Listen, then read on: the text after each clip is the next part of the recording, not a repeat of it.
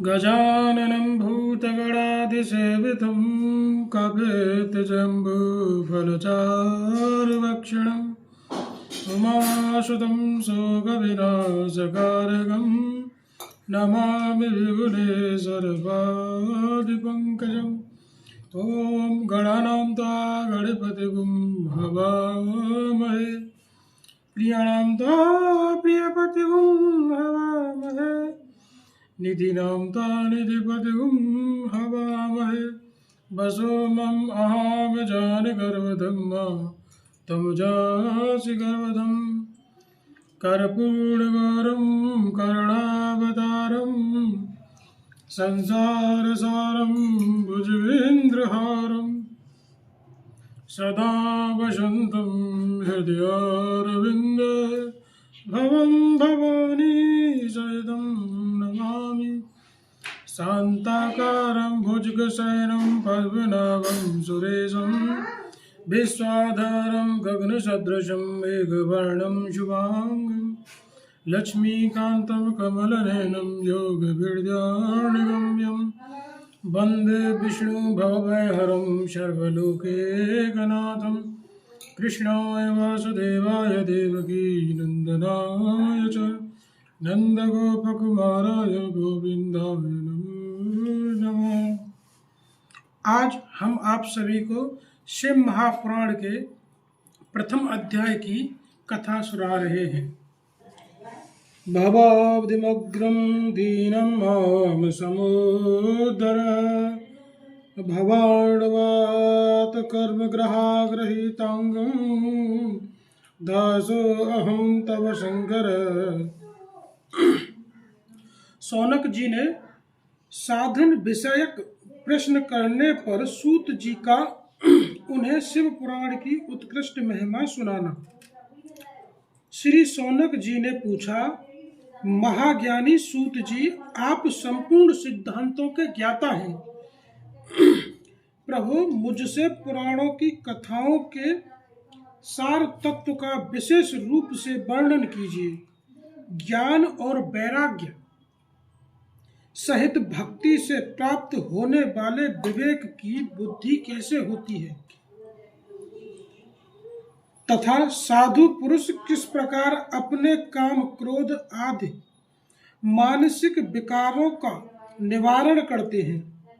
इस घोर कलिकाल में जीव प्राय असुर स्वभाव के हो गए हैं। उस जीव समुदायों को शुद्ध देवी संपत्ति से युक्त बनाने के लिए सर्वश्रेष्ठ उपाय क्या है? आप इस समय मुझे ऐसा कोई शाश्वत साधन बताइए जो कल्याणकारी वस्तुओं में भी सबसे उत्कृष्ट एवं परम मंगलकारी हो, तथा पवित्र करने वाले उपायों में भी सर्वोत्तम पवित्र कारक उपाय हो। तात वह साधन ऐसा हो जिसके अनुष्ठान से शीघ्र ही अंतःकरणी विशेष शुद्धि हो जाए, तथा उससे निर्मल चित्त वाले पुरुष को सदा के लिए शिव की प्राप्ति हो जाए।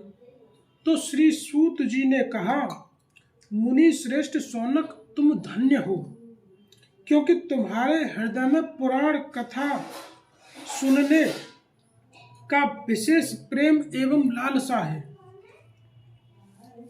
इसलिए मैं शुद्ध बुद्धि से विचार करके तुमसे परम उत्तम शास्त्र का वर्णन करता हूं।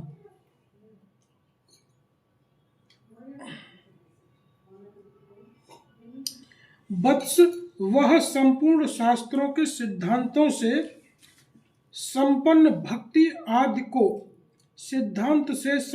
भक्ति आदि को बढ़ाने वाले तथा भगवान शिव को संतुष्ट करने वाले हैं। कानों के लिए रसायन अमृत स्वरूप तथा दिव्य है, तुम उसे श्रवण करो। वह परम उत्तम शास्त्र है। शिव पुराण, जिसका पूर्व काल में भगवान शिव ने प्रवचन किया था तथा काल रूपी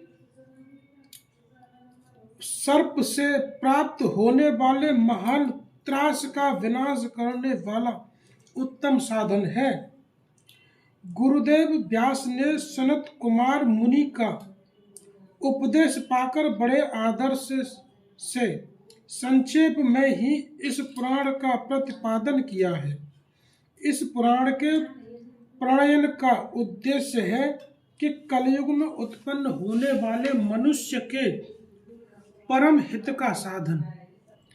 यह शिव पुराण परम उत्तम शास्त्र है। इसे इस भूतल पर भगवान शिव का वांग्मय स्वरूप समझना चाहिए और इस प्रकार से इसका सेवन करना चाहिए कि इसका पठन और श्रवण सर्व साधन रूप है। इससे शिव भक्ति पाकर श्रेष्ठतम स्थिति में पहुंचा हुआ मनुष्य शीघ्र ही शिव पद को प्राप्त कर लेता है। इसलिए संपूर्ण यत्न करके मनुष्यों ने इस पुराण को पढ़ने के लिए इच्छा की है अथवा इसके अध्ययन को अभीष्ट साधन माना है। इसी तरह इसका प्रेम पूर्वक श्रवण भी संपूर्ण मनोवांछित फलों को देने वाला है। भगवान शिव के पुराण को सुनने से मनुष्य सब पापों से मुक्त हो जाता है तथा इस जीवन में बड़े बड़े उत्कृष्ट भोग उपभोग करके अंत में शिवलोक को प्राप्त कर लेता है। यह शिव पुराण नामक ग्रंथ 24,000 श्लोकों से युक्त है। इसकी 7 संहिताएं हैं। मनुष्य को चाहिए कि वह भक्ति ज्ञान और वैराग्य से संपन्न हो बड़े आदर से इसका श्रवण करे। 7 संहिताओं से युक्त यह शिव पुराण पर ब्रह्म परमात्मा के समान विराजमान है और सबसे उत्कृष्ट गति प्रदान करने वाला है। जो निरंतर अनुसंधान पूर्वक से इस शिव पुराण को वांचता है अथवा नित्य प्रेम पूर्वक इसका पाठ मात्र करता है वह पुण्यात्मा है। इसमें संशय नहीं है कि जो उत्तम बुद्धि वाला पुरुष अंत काल में भक्ति पूर्वक इस पुराण को सुनता है उस पर अत्यंत प्रसन्न हुए भगवान महेश्वर उसे अपना पद धाम प्रदान करते हैं। जो प्रतिदिन आदर पूर्वक इस शिव पुराण का पूजन करता है वह इस संसार में संपूर्ण भोगों को भोगकर अंत में भगवान शिव के पद को प्राप्त कर लेता है।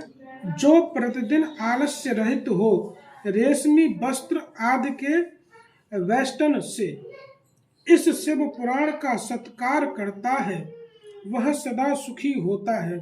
यह शिव पुराण निर्मल तथा भगवान शिव का स्वरूप है। जो इस इहलोक और परलोक में भी सुख चाहता हो उसे आदर के साथ प्रयत्न पूर्वक इसका सेवन करना चाहिए। यह निर्मल एवं उत्तम शिव पुराण धर्म अर्थ काम और मोक्ष चारों पुरुषार्थों को देने वाला है। अतः सदा प्रेम पूर्वक इसका श्रवण एवं विशेष पाठ करना चाहिए। आज का हमारा प्रथम अध्याय यहीं पर संपूर्ण होता है। आज से हम आपको प्रतिदिन एक अध्याय का श्रवण कराएंगे। आप सभी को धन्यवाद।